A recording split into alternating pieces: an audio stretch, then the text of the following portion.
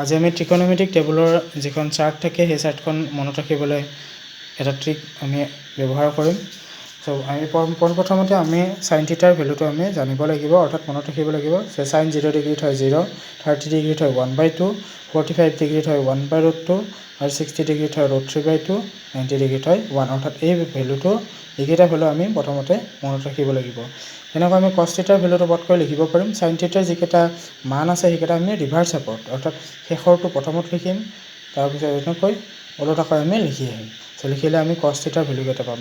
কস 0 ডিগ্ৰীত হ'ব 0, কস 30 ডিগ্ৰীত হ'ব √3/2, কস 45 ডিগ্ৰীত হ'ব 1/√2, কস 60 ডিগ্ৰীত হ'ব 1/2, কস 90 ডিগ্ৰীত হ'ব 0, অৰ্থাৎ এই 0টো ইয়াত আহিছে, এই 1টো ইয়াত আহিছে।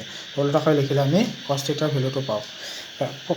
একেধৰণে টেন থিটাৰ ভেলু আমি যদি উলিয়াব লাগে, টেন থিটা মানে হয় তোমাৰ sine theta by cos theta, sine theta by cos theta, অৰ্থাৎ সাইন থিটা কস থিটাৰে ডিভাইড কৰিলে হৈ যাব। চ' 0/1 0, 1/2 ডিভাইডেড বাই √3/2, এইটো কটাকটি কৰিলে 2 কাটা কাটিব, এইটো ৰিভাৰ্ছ হৈ যাব 1/√3। এক্সাম্পলত আমি চাওঁ 1/2 ডিভাইডেড বাই √3/2, এইটো যদি আমি কৰোঁ 1/2 ইনটু 2/√3, 2 কাটা কাটি গ'লে 1/√3, এই 1/√3টো আমি ভেলুটো পাই গ'লোঁ। একেধৰণে এইটোক যদি এইটোৰে ডিভাইড কৰোঁ কিমান হ'ব 1, এইটোৰে এইটোক ডিভাইড কৰিলে হ'ব √3, এইটোৰে এইটোক ডিভাইড কৰিলে হ'ব ইনফিনিটি, অৰ্থাৎ সংজ্ঞাহীন, ইয়াৰ ভেলুটো আমি নাপাওঁ। একেধৰণে টেন থিটাৰ ভেলুকেইটা পোৱাৰ লগে লগে আমি কট থিটাৰ ভেলুকেইটা লিখিব পাৰোঁ। যেনেকৈ আমি সাইন থিটাৰ ওলোটাকৈ লিখিলে কস থিটা আমি পাওঁ, সেনেকৈ টেন থিটাটো আমি কি কৰিব লাগিব, ওলোটাকৈ, অৰ্থাৎ ৰিভাৰ্ছ কৰি লিখিব লাগিব।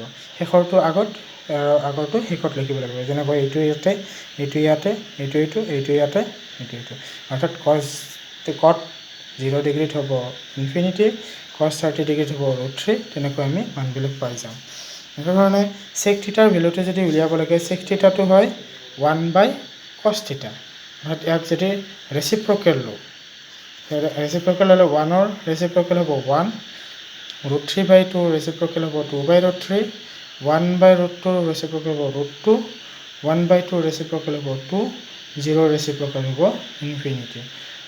এইকেইটা আমি চেক থিটাৰ ভেলুকেইটা পাই গ'লোঁ। চেক থিটাৰ ভেলুকেইটা যদি আমি ওলোটাকৈ লিখোঁ, সেইটো হ'ব কচেক থিটা। চ' এনেকুৱা পদ্ধতিত আমি আটাইকেইটা মান মনত ৰাখিব, অৰ্থাৎ লিখি উলিয়াব পাৰোঁ অতি সোনকালে। ধন্যবাদ।